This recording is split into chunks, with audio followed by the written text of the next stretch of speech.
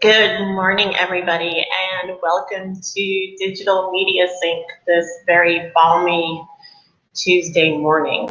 Yeah, it's hot out there. I just wanted to mention that. So today we are going to be talking about the third in a series of how to run a successful virtual event. So the first in the series was just kind of an overview from start to finish, and finish doesn't mean the end of the event. Finish means after the end of the event and how you are communicating with people.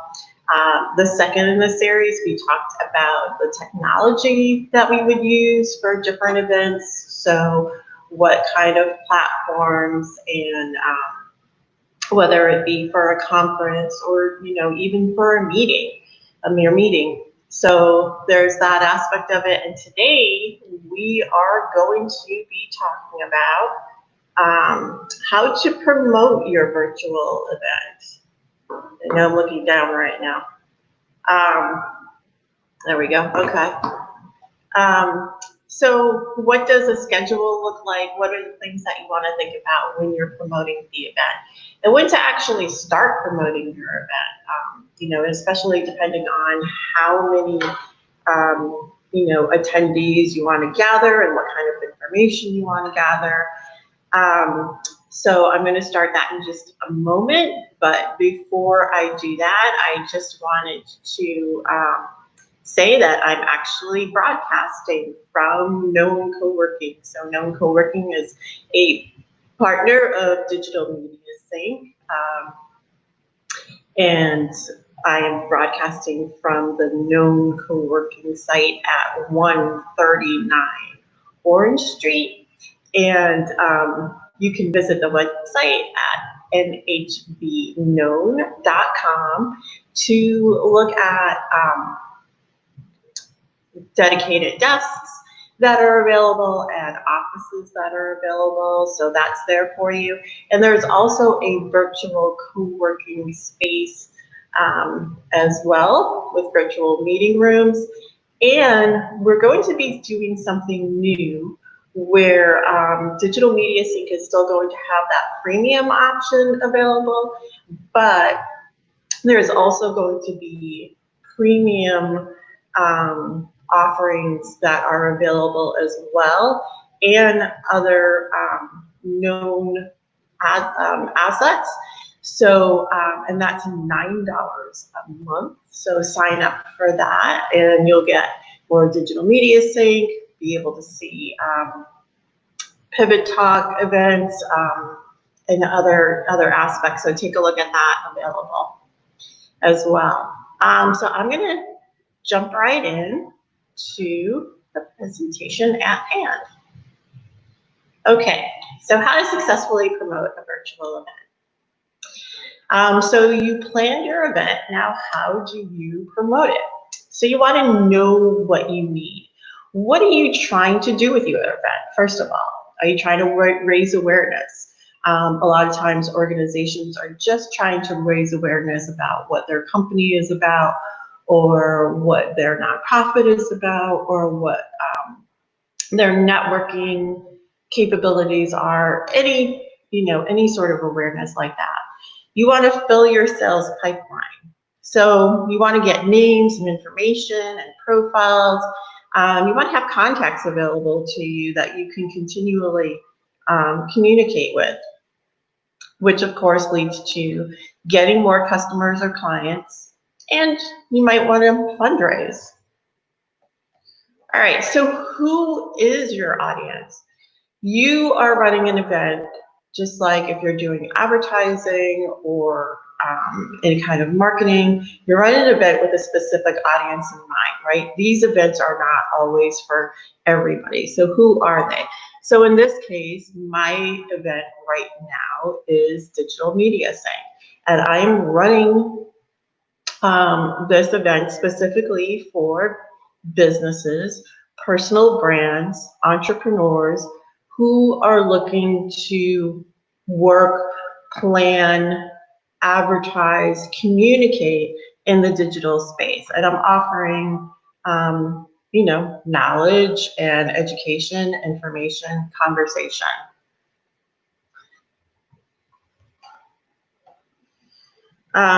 We're going to get to this, the promotion timeline checklist, but I want to jump over this for just a moment to continue with, making sure, are you using all of your resources, everything that's available to you? So your website, for example, do you have a button or a pop-up or a slider on your home page? Is there a special landing page with all of the details that you need about the event that people can go to? And you want to make sure that that landing page is a goal on your Google Analytics, so you can measure, people coming in, where they're coming in from. It's going to jump back to that as well. And then a sign-up form or a link on the site in order to capture all of your registration information. And then also think of optimization, SEO optimization, because when people are looking for specific types of events, for networking, for education, for conferencing of any kind, yours is the one that, that wants to pop up at that particular time. So, always think of SEO, especially when it comes to your website. Email.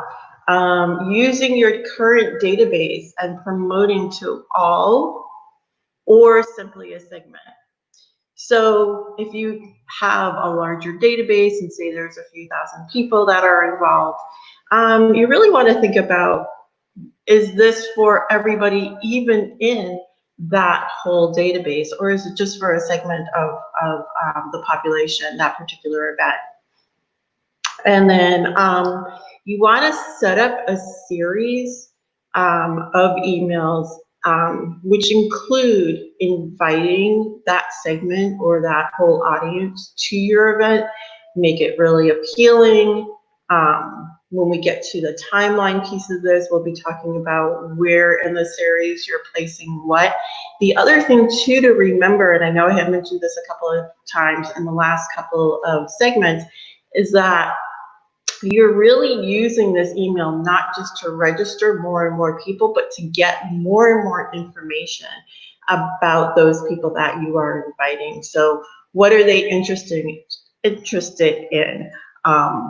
What are they expecting to get out of this particular event or series of events? So ask questions so that you can get a more holistic view, and you can use that information not only for that event, but for the communications and the relationships that are to follow that particular event. So this is all building and building and building.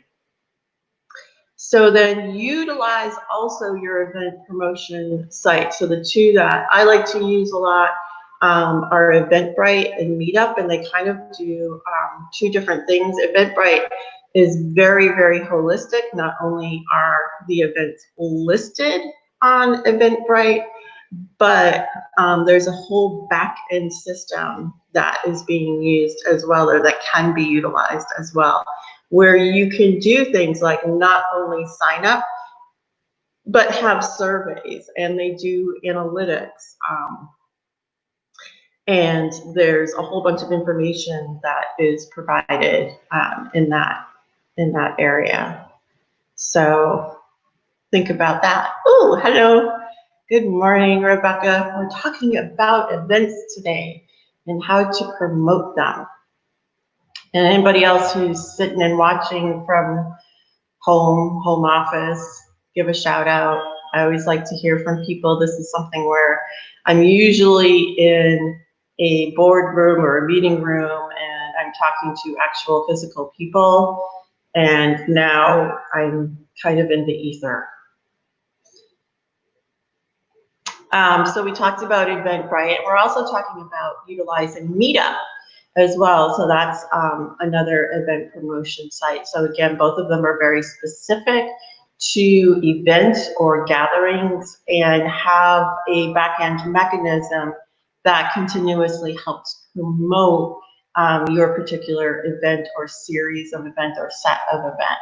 So make sure that you really kind of go through each of these platforms and utilize every bit of it, because they're really set up exposure if you put the information in, that's requested and required. Facebook events. So I use Facebook events a lot. I use Facebook events and Facebook groups specifically to have conversations really around events. So Facebook events, it's really, if you think about it, is not only as a listing. So if a lot of people, they will list up their Facebook event, they'll put all the information in as, Facebook prompts them. So here's your Facebook event banner, and what's the name of the event, and describe the event. And there's some, hashtag options and tagging options in order to really push that event out. But it's also really a place to have have a conversation and continue to push out the link to the event in order to register, ask questions, provide more and more information, and actually, hold a conversation with people. So that way, if potential attendees have questions or they want to communicate something, be available for that conversation, for that communication in that Facebook events. And that's if you decide to actually utilize that. So I'm going to go back up because I'm just going to rip a little bit. There's other social media as well, and there's other options for promoting your event. So obviously Twitter, you can have a tweet chat, pre-event, kind of move the conversation into a pre-event space and time, have a hashtag available, and just in general have a hashtag available in talking about your event and promoting your event. And the other thing to think about as well, LinkedIn, especially if it's a business event. And again, use your LinkedIn business profile. This is the formula. Use your LinkedIn business profile when you're having a business or an organization event, and then have others speak from that particular profile. Put your post on the business profile, and then have yourself, your partners, business partners, your employees, each speak from their own experience with the event. And if you're having any sort of guests or speakers, post out on your LinkedIn business profile, and then make sure that you have their business handles and their personal handles as well, that they're going to be a guest, and how you're excited that you are to have them and what their role is in that particular event as well. So putting all these pieces together, that means that what's going on is that you're going to have advocates around your event as well, because they're going to be promoting if they're speaking, if they're at the event. And this is for, all social media. I'm using LinkedIn as an example, but LinkedIn and Facebook pretty much work the same way. If you have an event on your Facebook page, the conversation is from the Facebook page first, so your Facebook business page. Or if there's a group within your Facebook business page, make sure that you utilize the group as well, and having those conversations and tagging all of the players in that particular event so that they can advocate for you and they can promote for you. And then many news sites or business organization sites like chambers or networking groups will have separately and specifically calendars within their sites. So make sure that you take a few minutes, it's a little bit of time, and utilize that as well. I feel like I'm going pretty fast, so if anybody has any questions about anything that I just spoke of, let me know in the comment section. So if you're on Facebook, just utilize the comment section of the Facebook live streaming, or if you are on YouTube, make sure that you do the same. Just go ahead and utilize the comment section to ask any questions that you have. Now I'm gonna have a little sip of salsa water. It's watermelon. All right. So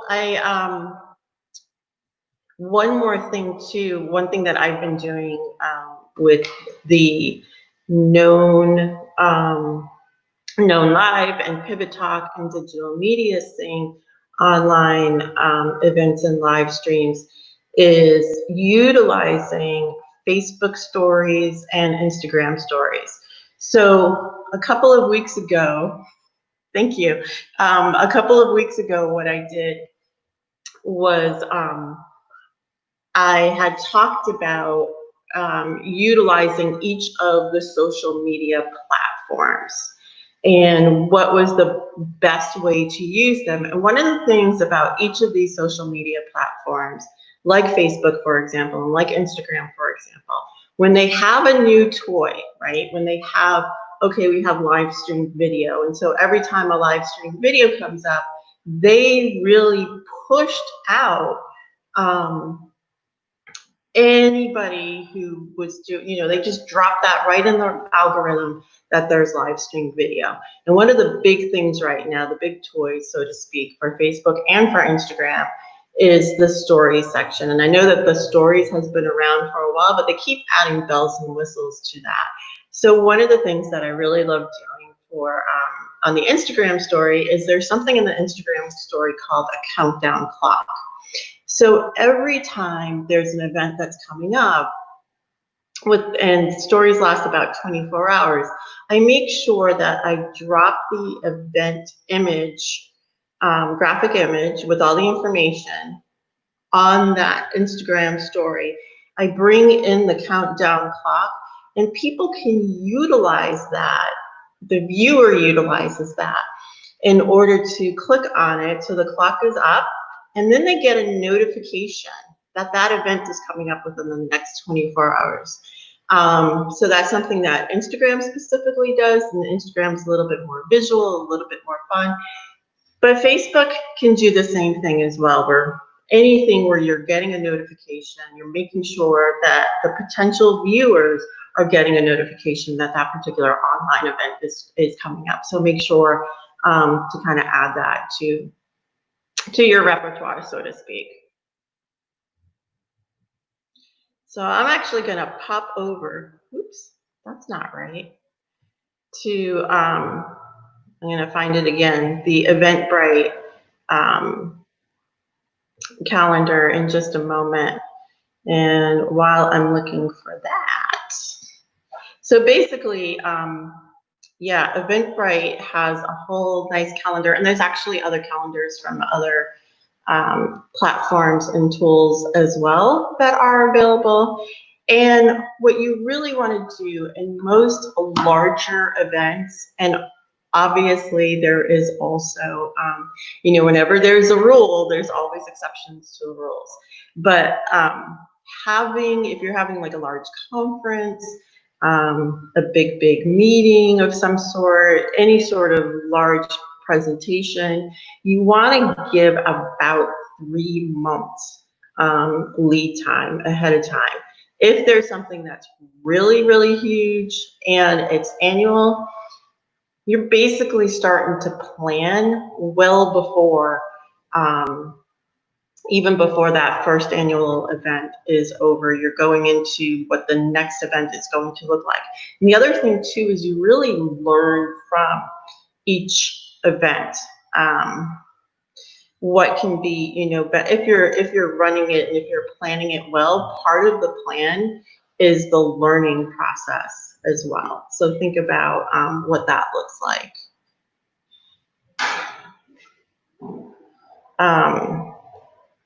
So I am going to grab a calendar in just a moment.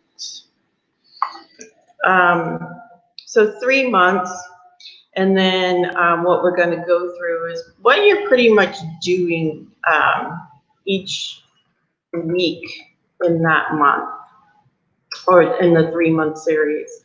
So what do you do 10 weeks out, 8 weeks out, right up until, and one of the things that, if you remember from the very first presentation, which is on the known website, when you're on, one of the things that you're thinking about is, you know, what is it that, are you going to have an early bird special? Is it going to be free? That sort of thing. So that's also well within the planning of what you want to do. So again, if there are any questions, yeah, Eventbrite and Meetup are really my two go-to. Even if it's just for, again, the calendarization, you want to get your event on as many calendars as possible. So think about, you know, chambers, online publications, all of that type of stuff. So I'm going to take a moment.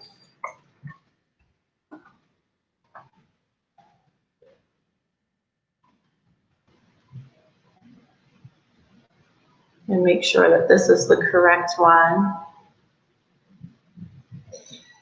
So a lot of these publications like HubSpot, Eventbrite, Meetup, they all have blogs that really kind of help out. Here we go. This is the one that I was looking for, and I found it. And I'm going to switch out my screen share. Oh no, there's the really up big.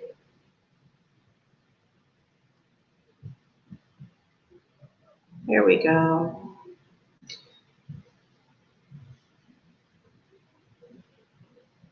Nope, that's not the right one. I have to close the wrong one and go to the right one. There we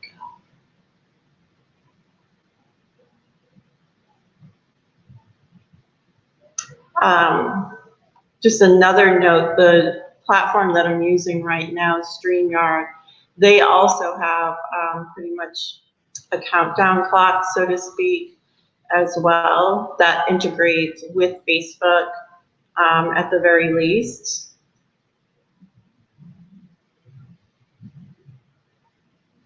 There you go. Okay.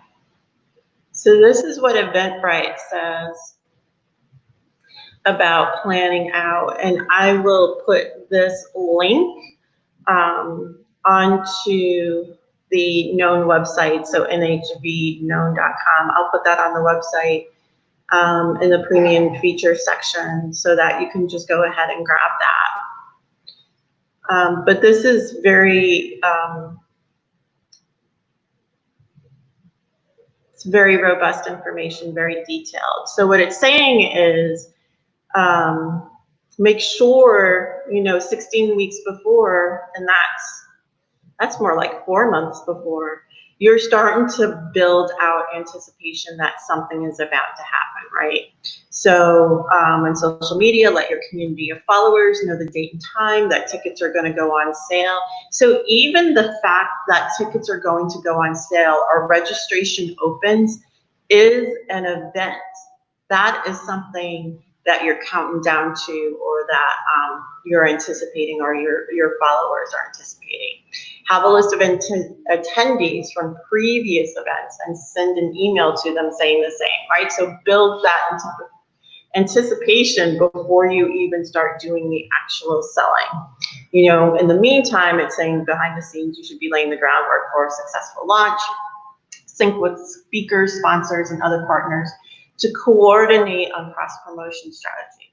So part of the promotion plan is to have that cross-promotion, which is something that I talked about a little bit earlier in the presentation, which is really make sure, and especially from the perspective of online and social media, really making sure that you have all the information about where they are on the social media platforms. Are you on LinkedIn? Are you on Instagram, Facebook, Twitter? You know, this is really the time that you're going to have to move around the platform, the social media platform space more than you might already be doing so.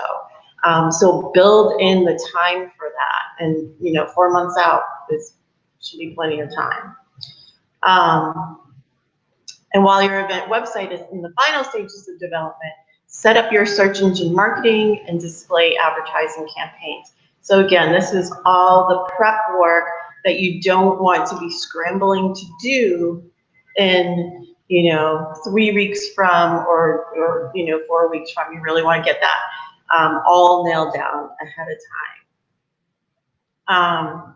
So 14 weeks out, still well before the 3-month period, your website is launched. This is amazing, because if I could do events like this every single time, it would be so much easier. But you see, if you don't build out time, you really spend your time scrambling and scrambling and scrambling and feeling like you're never catching up, and then events don't become fun as well as productive, and bringing your sales, getting your sales funnel prepared and ready and working and moving. You just feel like you're doing a lot of work, and not really capturing the things that you really want to, which is the information, and eventually the clients. Or okay, so I got off that little that little soapbox there. So when you pull the trigger for the sales, make sure again that your speaker sponsors, other partners, know the dates of when things are happening, that you're constantly in communication with them, because they are helping you to promote that particular event. So in this case, it's saying 10 weeks before your event. By now, if your early bird hasn't sold out, it's time to end it. Wow, so the early bird was in the 16 to 10, somewhere in between the 16 to 10 week area of your event.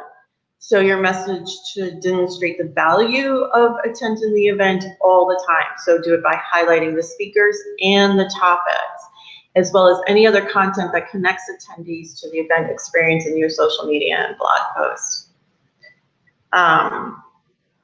We had talked about segmentation, right? So segmentation of your original email list, but now Eventbrite is talking about segmentation in your registration list and your attendee list. So you're sending them more targeted, more personalized emails. Again, this is taking some work. So when you are asking what is it that you are expecting to get out of this particular event, now you're having a conversation with them. This is, you said that you wanted to get this out of the event. This is how we are going to deliver that particular thing.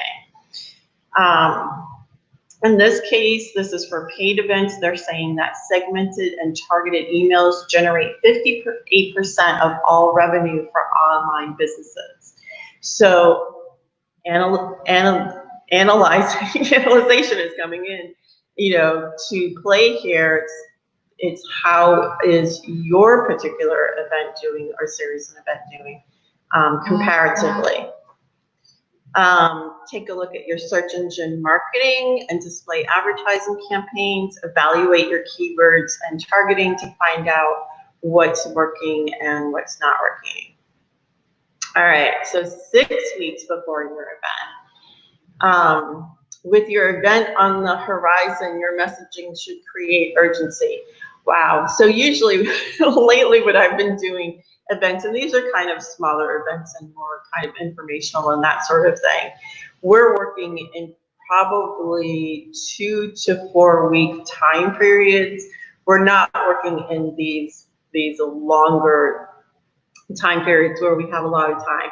But just think about it from the perspective is a lot of these concepts are the same, okay? So thinking about it from the perspective of creating a sense of anticipation, right? In the very beginning of the event, before you're even announcing sales, you're creating anticipation for those sales. Then it's the sales, right? And you're selling to a very big, wide audience. You're just trying to draw everybody in that's in your initial targeted audience.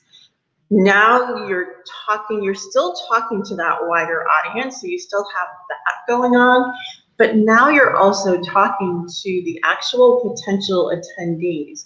You don't want them to fall off, right? People will say that they attend. I hear about this all the time, and specifically about Facebook events. When somebody puts a Facebook event on and they were like, I don't know, like 150, 200 people said that they were interested or that they're definitely going, and then I got 20 people going. How did that happen? It's the same funnel where a lot of people may be interested in purchasing something. You have 2,000 people visiting your website and only 200 people making a purchase. Where was the disconnect in that? A lot of times the disconnect is that continual conversation in connection, not just the conversation, but that the connection has to be made as well in order for these events to work and to be well attended. So thinking about an invitation to an event as a conversation.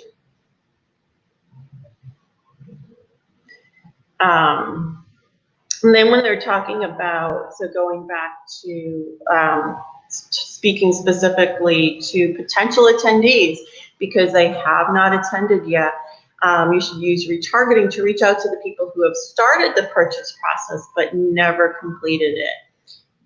Same as like when somebody's buying a pair of shoes and they get to a certain point and then they get distracted somehow, or they're like, maybe I don't have the money for this, or I'm reevaluating it in some way. So what's the thing that you're going to do in order to bring them back? All right, 2 weeks before the event, which sometimes this is like all the time that many of us will have is 2 weeks. And then it's like, all right, we're going to do an event in 2 to 3 weeks and get this all done. But just, again, think about the process. Your event is just around the corner with a couple of weeks left. It's time for you to make that last push. One final email to people who received but didn't open previous emails should let them know that it's the last call and urge them to purchase or register. Final social media and blog posts should also have a sales-focused message with direct calls to make a purchase. So there's a template that's involved with this one as well. So that's pretty much what that looks like. If you're looking at your event in the same way that you're looking at any type of sales, it's a sales funnel. What are the ways that you're going to target your audience? What are the platforms that you're going to use? How are you going to utilize those platforms? How are you going to communicate? And then the other thing to really think about as well, this is promoting the actual event, but if this is going to be an event, I'm gonna put myself, we don't need that anymore. I'm talking straight to you right now. Oftentimes events are not one-off, right? So even though a particular event, that one may be a one-off, but there's going to be other events coming up of some sort from a particular organization. So you want to make sure that you have really good information, a really good database to work from the perspective of targeting your attendees. You also want to do an evaluation of that particular event as well. So making sure that you have your analytics available to you, and any information, any feedback. So promoting your event also means communicating after the event, right? So what is that from a tactical standpoint or from a practical standpoint? Well, first and foremost, it means sending out a thank you. It means thanking people during the event. We had talked about that in the first part of the series. Hey, Zav.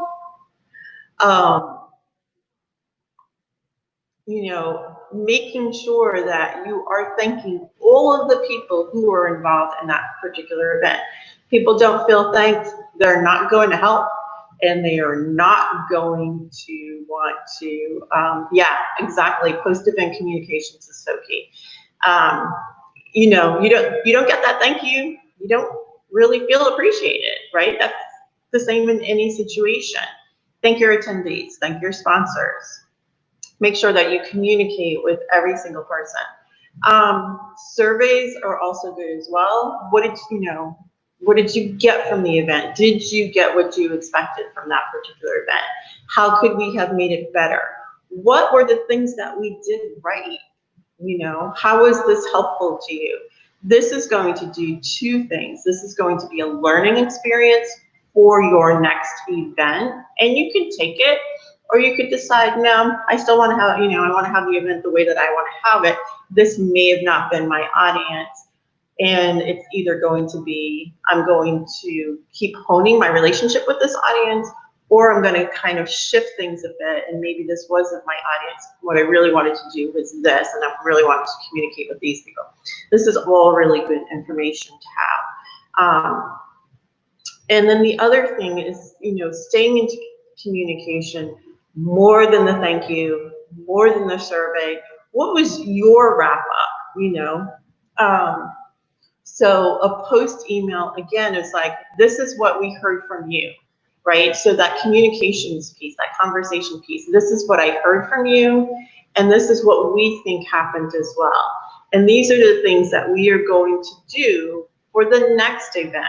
So we're going to keep these things, and we are going to change these things. So important, because if you want to continue engaging that audience throughout, you want to make sure that you have expressed, that you heard what was being said. I'm getting great messages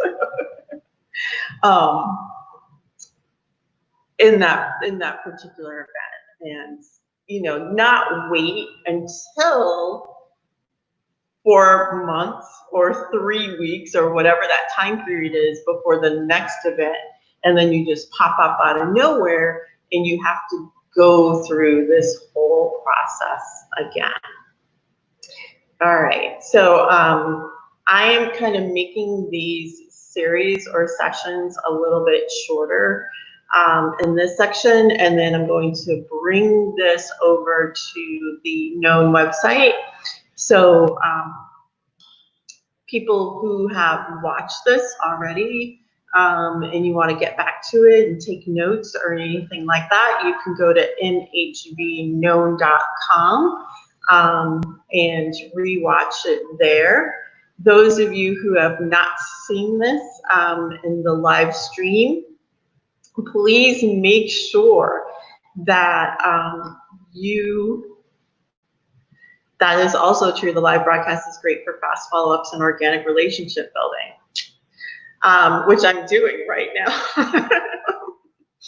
So if this is your first time, please continue to leave comments in the section, in this particular session, in the comment section, or whether you're on Facebook or LinkedIn or on our YouTube channel. I'm always keeping an eye on all of the channels, and if anybody has comments or questions, I will get back to you, with answers. Also, if there's any comments about future Digital Media Sync live streams that you want to see, we have a bunch of really good ones that are coming up. I'm super excited because I'm actually going to be once I jump off here, I'm just going to get right back over to Gina Bingham at the New Haven Free Public Library, and in the next couple of weeks, we're going to set up so that she can talk about what the free online resources are at the library, and all you need is a library card. So I'm super excited about that. I know when the pandemic first hit, one of the first things that I actually did was go to the online portion of the New Haven Free Public Library and jumped on there to see what was available from that perspective, and there's quite a bit, so that's going to be really exciting. Later in the month of August, we're going to be talking about Zapier. So we're going to be talking about a very specific platform and how to use it in order to automate certain, a certain series of events that, you don't want to do manually. So getting email addresses from one program to another, or one platform to another. So just really integrating things that are not always easily integrated. So that's another digital media sync live stream that we're going to be doing. So that's super exciting. So those are the things that are coming up.